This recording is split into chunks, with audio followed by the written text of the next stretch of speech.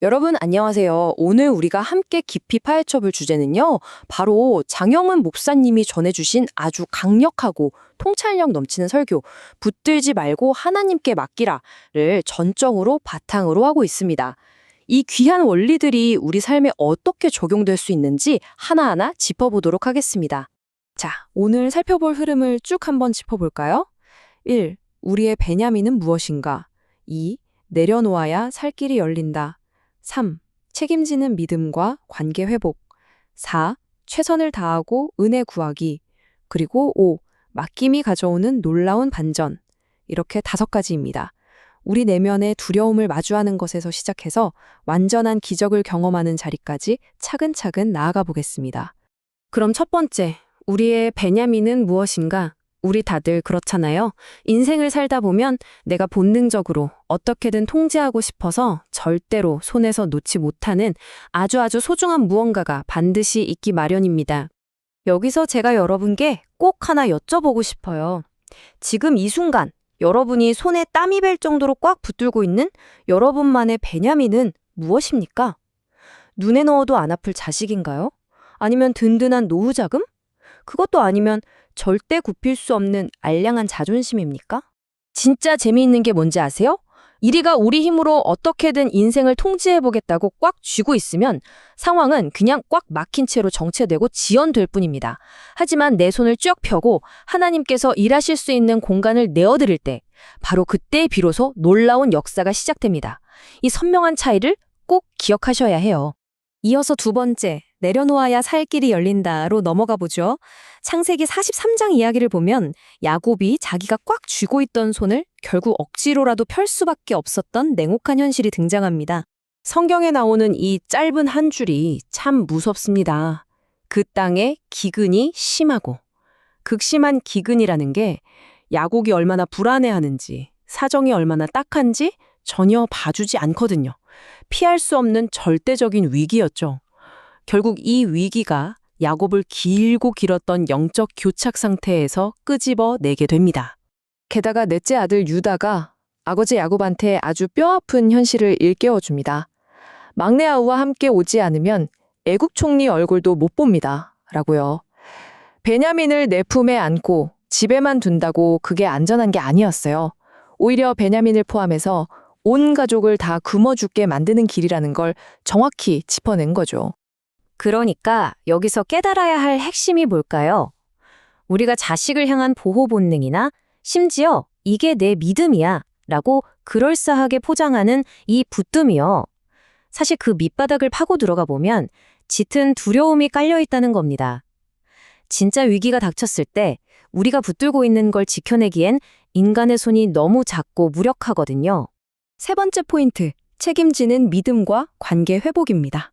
그렇다면 어떻게 개인의 책임감이 이런 두려움을 산산조각 내고 무너진 상황을 회복시키는 촉매제가 될 수 있을까요? 처음에 위기가 닥쳤을 때 야곱은 어땠을까요? 당연히 자식들 탓부터 합니다. 이 엄청난 상황을 하나님의 섭리로 보는 게 아니라 자식들이 입을 잘못 놀려서 벌어진 인재라고 생각한 거죠. 우리도 상처가 깊으면 모든 상황을 나를 향한 공격으로만 받아들이잖아요. 야곱도 딱 그랬던 겁니다. 그런데 여기서 이야기의 흐름이 완전히 바뀝니다. 바로 유다 때문이죠. 예전에 동생 요셉을 팔아넘기자고 제안했던 그 비정한 형 유다가 완전히 달라졌습니다. 자기가 나서서 베냐민을 위해 자기 생명을 기꺼이 담보로 내놓는 엄청난 희생적 결단을 내린 겁니다. 자기가 100% 책임지겠다고 나선 거죠. 이 책임지는 믿음이 얼마나 대단한 건지 확 와닿게 해드리기 위해서 역사적으로 아주 흥미로운 사건 하나를 덧붙여 말씀드릴게요. 영국의 위대한 탐험가 어니스트 셰클턴 이야기인데요. 남극 탐험 중에 배가 빙하에 부서진 후 영하 40도의 추위 속에서 무려 634일이라는 끔찍한 시간 동안 사투를 벌이게 됩니다. 정말 말도 안 되는 절망적인 상황이었는데 셰클턴은 리더로서 대원들의 생명에 대해 끝까지 책임을 졌습니다. 결과가 어땠는지 아세요? 28명, 대원 28명 전원이 기적적으로 살아서 돌아왔습니다. 단 한 사람의 책임지는 믿음이 어떻게 절망에 빠진 공동체 전체를 살려내는지 완벽하게 보여주는 거죠. 자, 이제 네 번째로 넘어가서 최선을 다하고 은혜 구하기를 살펴볼 텐데요. 여러분, 우리가 하나님께 진정으로 모든 걸 맡긴다는 건 그냥 손 놓고 아무것도 안 하는 나태함을 정당화하는 핑계가 절대 아닙니다. 야곱이 어떻게 행동했는지 한번 보세요. 가만히 있지 않았습니다. 유향, 꿀, 향품, 모략 같은 가장 귀한 특산물에다가 정직하게 돈도 갑절로 아주 치밀하게 챙깁니다. 결과를 온전히 하나님께 맡기기 전에 자기가 인간으로서 할 수 있는 정성과 노력은 정말 영혼까지 끌어모아서 다 한 거예요. 그렇게 최선을 다한 뒤에 드디어 오늘 이야기에 가장 묵직하고 심오한 클라이맥스가 등장합니다. 내가 자식을 잃게 되면 이르리로다. 여러분, 이건 에라 모르겠다 하고 자포자기하는 게 절대 아닙니다. 이건 하나님의 주권을 100% 철저하게 인정하고 그분께 모든 것을 온전히 의탁하는 절대 신뢰의 위대한 고백입니다. 마지막 다섯 번째, 맡김이 가져오는 놀라운 반전입니다. 우리가 진정으로 꽉 쥔 손을 쫙 펴고 내려놓았을 때 과연 어떤 가슴복잡한 일이 일어날까요? 형제들이 다시 애굽에 도착했을 때 속으로 얼마나 쫄았겠어요. 아, 이제 우린 끝났구나, 심판받겠구나 하고 벌벌 떨었을 겁니다. 하지만 현실은 완전 딴판이었습니다. 그곳은 심판과 정죄의 자리가 아니라 죽은 줄 알았던 형제를 다시 만나고 온 가족이 구원받는 정말 영광스럽고 놀라운 회복의 자리였습니다. 여기서 진짜 소름 돋는 궁극의 반전이 나옵니다.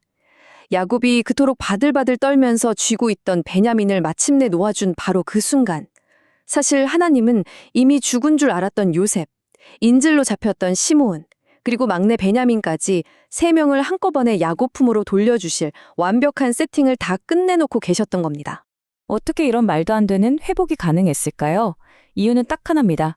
그분이 바로 엘샤다이, 전능하신 하나님이시기 때문입니다. 연약한 우리 손은요, 너무 작아서 다 쥐고 있을 수가 없어요. 우리의 삶과 가족, 불확실한 미래까지 안전하게 꽉 붙들어 주실 만큼 크고 전능하신 손을 가진 분은 오직 엘샤다이 하나님 뿐입니다. 오늘 이 깊은 분석의 여정을 마무리하면서 여러분께 따뜻하면서도 도전적인 질문을 하나 던지고 싶습니다. 여러분이 지금 꼭 쥐고 있는 그 소중한 베냐민, 이제는 전능하신 엘샤다이 하나님께 온전히 맡겨보시지 않겠습니까? 여러분이 꽉 움켜쥔 그 손을 펴는 바로 그 순간 상상조차 못했던 기적 같은 회복이 여러분의 삶에 시작될 것입니다. 꼭 한번 경험해 보시기를 바랍니다.